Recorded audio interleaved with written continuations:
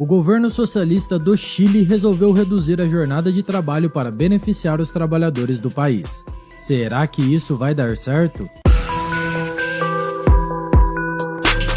Este é o Visão Libertária, sua fonte de informações descentralizadas e distribuídas. Esse artigo foi escrito por Quintessência, revisado e narrado por Coreia com K. Foi aprovada recentemente no Chile uma lei que estipula a redução na jornada mensal do trabalho no país, das atuais 45 horas para apenas 40 horas de trabalho por semana. O projeto de lei, apresentado em 2017 por Camila Vacherro, que atualmente é secretária-geral do governo de Gabriel Boric, foi aprovado no começo de abril deste ano por unanimidade no Senado. Em seguida, o projeto foi sancionado pela Câmara dos Deputados. Dá para perceber, portanto, que essa medida está diretamente relacionada ao atual governo chileno, muito mais alinhado às pautas de esquerda. A chegada de Boric no poder, sem dúvidas, foi fundamental para garantir a aprovação dessa lei que estava engavetada há quase 6 anos. Segundo a nova lei, a redução da jornada será feita gradualmente. Daqui a 1 ano, a jornada será reduzida para 44 horas semanais. Decorrido 3 anos, o limite da jornada de trabalho cairá para 42 horas e, após 5 anos, a carga de trabalho semanal será de 40 horas. Ao fim desse ciclo de 5 anos, o Chile será o país latino-americano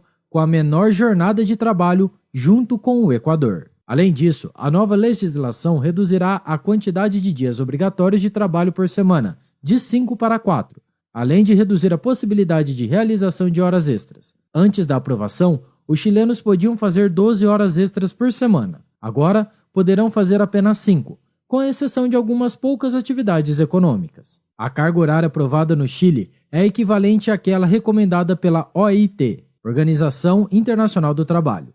Esse órgão globalista estipulou uma jornada semanal de trabalho de 40 horas em 1935, salientando que isso reduz o risco de acidentes e problemas de saúde, sem comprometer a produtividade. Dada a época em que essa resolução da OIT foi aprovada, percebe-se que havia uma clara influência comunista em sua redação, mas isso fica para outro vídeo. De qualquer forma, a organização parabenizou o país sul-americano por mais essa conquista. Fábio Bertranou, diretor da OIT no Chile, afirmou que a aprovação dessa lei é muito relevante, porque é importante liberar tempo para ter mais vida familiar e poder usufruir do espaço público. Além disso, o burocrata globalista afirmou também que a América Latina tem uma legislação atrasada em relação à jornada de trabalho e é imperativo que se faça uma revisão. Já o Brasil, por sua vez, possui uma jornada de trabalho de 44 horas semanais, ou seja, superior àquela recomendada pela OIT. É claro que esses globalistas não consideram, por exemplo, a quantidade exorbitante de feriados que existem aqui no Brasil e que, por definição, são dias de folga remunerada. Eles também parecem desconhecer que o trabalhador brasileiro pode ficar até 15 dias por mês de licença médica remunerada pela empresa. Se colocarmos na ponta do lápis, veremos que o brasileiro, em média, trabalha de verdade muito menos do que essas 44 horas semanais. De qualquer forma, a jornada oficial brasileira é semelhante à de outros países da região. Independentemente das intenções, o fato é que o projeto de lei aprovado pelo Congresso chileno não só não melhorará a vida dos trabalhadores, como trará uma série de prejuízos não previstos. É isso o que sempre acontece quando o Estado interfere no mercado.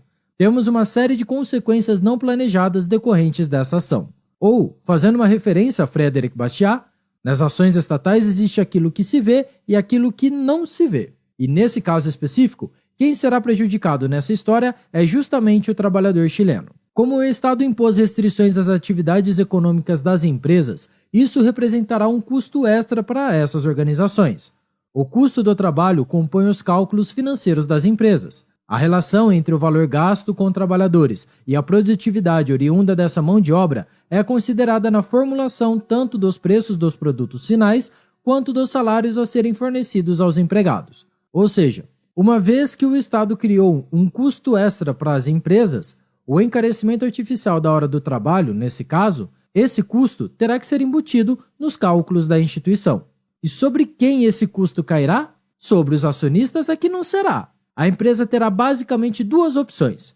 A primeira delas é repassar o aumento no custo da mão de obra para o consumidor final, aumentando o preço de seus produtos. Assim, toda a população chilena, grande parte dela formada por funcionários de empresas, precisará pagar essa conta. A outra opção, bem mais provável, é reduzir o salário dos funcionários, para manter estável o valor da hora trabalhada. Embora essa medida possa não atingir os atuais funcionários por conta das restrições legais, essa será a tendência no médio e no longo prazo. Ao longo dos anos, os salários praticados na economia chilena serão decrescentes para condizer esse novo custo à realidade das empresas. Alterações nas relações de trabalho promovidas pela força estatal, ou seja, a revelia das partes envolvidas, sempre representam uma queda na produtividade. E, por consequência, isso representa um custo para as empresas. Numa relação que é originalmente voluntária, mas que acaba sendo prejudicada pela ação do Estado, o custo dessa intervenção sempre cai sobre a parte mais fraca.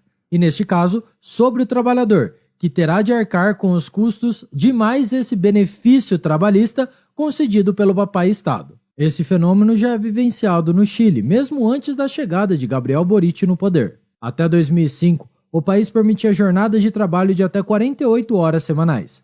Naquele ano, a quantidade de horas trabalhadas foi reduzida para as atuais 45. Não é de se espantar que o país, até então, era a nação mais desenvolvida do subcontinente. Conforme as restrições ao empreendedorismo e as livres relações de trabalho avançaram, o país começou a patinar do ponto de vista econômico. O fato é que apenas a liberdade econômica consegue melhorar as condições de trabalho efetivamente, sem que isso represente prejuízo para os trabalhadores. Todos os avanços salariais e na qualidade de vida dos empregados que foram observados nos últimos 200 anos têm como causa principal o aumento da produtividade humana. Conforme as tecnologias avançaram e as empresas se tornaram mais produtivas, a competição pelos melhores empregados elevou a qualidade dos empregos oferecidos. Melhores salários, jornadas menores e outros benefícios começaram a ser ofertados pelas empresas para atrair trabalhadores e enfraquecer os concorrentes. São medidas voluntárias feitas pelas próprias empresas que tendem a melhorar as condições de vida dos trabalhadores.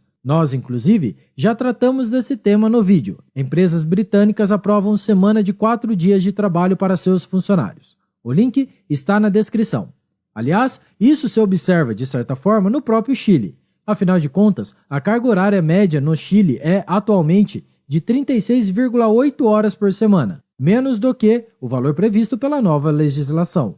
Percebe-se, portanto, que a aprovação dessa lei chilena apenas vai prejudicar os trabalhadores mais pobres e menos qualificados, sendo eles menos disputados pelas empresas. É claro que alguns poderão afirmar algo como: mas isso pode se reverter em uma maior produtividade dos funcionários, então as empresas vão sair ganhando. Bem, em primeiro lugar, é preciso provar esse argumento. Quais são os números que demonstram isso de forma inequívoca? Diversas leis são propostas e aprovadas dessa forma, com argumentos que parecem dialogar com o senso comum, mas que carecem de demonstração prática. A realidade, contudo, é que o Estado é incapaz de aumentar a produtividade do mercado.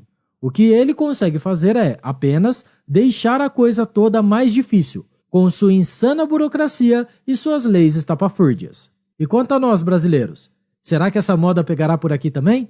Bem, não seria nada surpreendente se o governo petista resolvesse agir nesse sentido.